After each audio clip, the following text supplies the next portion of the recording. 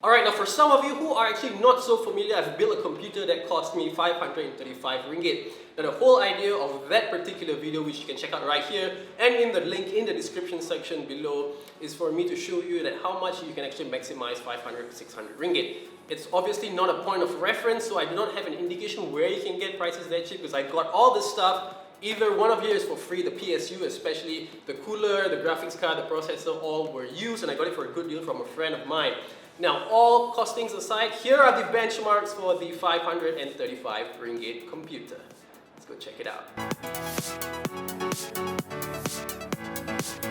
Now for those of you who are actually not so familiar in terms of the specs, I'm going to leave them on the video as well, and I'm going to also leave them in the description section below. Now the only changes that we made to the computer was we actually swapped the Cooler Master Hyper T4 to a deep cool air cooler, which pretty much cost the same. Alright, now what we actually did to begin with before we even start this whole benchmarking thing is to just run that graphics card on a best case scenario PC, which is currently what we have is the i7-6700K computer, which is actually my personal computer. So I did remove the graphics card that I'm currently using, which is the ASUS Strix GTX 1070, and swapped it with the MSI 560 Ti just to see how far can it actually go and how much can the graphics card actually do on an i7 computer. So what we actually did next is we ran a simple temperature check before we even ran a benchmark. We managed to get about 31 degrees in temperature, and we ran a simple benchmark test via the Unigine Heaven Benchmark 4.0, and I'm going to leave all the settings in the description section below. And our frames were pretty alright. Now given the fact that it's a 560 Ti, so we didn't actually expect much, and given the fact as well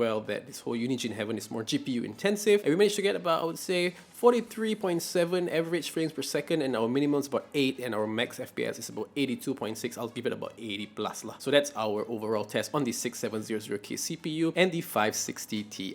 Now once we ended this whole little best case scenario test, what we did was we fixed back the 560 Ti into that 535 ringgit computer just to get things going. Now one thing to take note though, the whole HW monitor reading on the temperature of the CPU isn't quite accurate, so what we did was we used the native app for the motherboard and we managed to get the right temperature, which is 45 degrees. And obviously with very little expectations, we sort of ran this whole Unigine benchmark test again just to see how much can we get out of this 535 ringgit computer with that 560 Ti graphics card, and we managed to get quite a similar result compared to the 6700K setup due to the fact that obviously this whole test is more GPU intensive. And of course we ran the super famous Cinebench R15 test just to make sure our tests were complete. We actually ran this test 3 times just to make sure that our results were reliable, valid, and quite accurate. And honestly the results were quite impressive because, you know, for the fact that this PC is actually a 535 ringgit computer and you managed to get about 300 to 315 Cinebench scores, that is pretty impressive, or pretty worth it, I must say. And of course we ran some gaming tests as well, like Counter-Strike Go and Dota 2.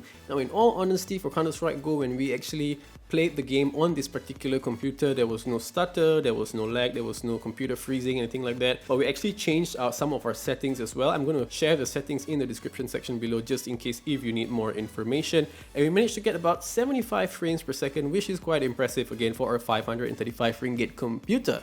And of course we ran some Dota 2 testing as well just to make sure that this computer is Counter-Strike Go and Dota 2 approved. And in all honesty, again, just like Counter-Strike Go, we didn't get any stutter, we didn't get any freeze, no lag and stuff like that. I'm going to leave all the settings in the description section below for you to check it out just in case you need more information. And we managed to get about 75 frames per second as well, similar to Counter-Strike Go, which is damn impressive. Now overall, these are the results that we managed to actually get for this whole benchmarking video. Now obviously, if you can see the comparison between the i7 and the AMD computer, there isn't really much difference in terms of frames per second for Unigine Heaven, simply because that Unigine Heaven is actually a GPU intensive test. And obviously our frames per second range from 40 to 45 on both computers. And if you look at Cinebench scores, we managed to get about 300 to 315 for that particular AMD processor again, which is quite impressive. Now in terms of gaming wise as well, we managed to get decent frames per second on average for Dota 2 and CSGO, about 75 frames per second. So I would say that this computer is Dota 2 and CSGO approved. Alright guys, that's all I have for this little video. I sort of hope you enjoyed this little benchmark session, this benchmark video,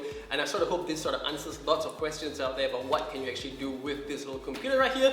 It is indeed quite of a powerhouse. Obviously you can't compare it with the i5 or i7, but for what I did pay for it, I think it's pretty worth it. Now if you like this video, do not forget to hit the like button. Do not forget to hit the subscribe button as well. Do not forget to leave your comments in the comment section below. Now if you have any other qualms, questions, if you do not feel like posting things publicly, you can also email me at mindgamebestgiller@gmail.com. It simply means playing games are awesome, and I'll see you in my next video. Bye bye.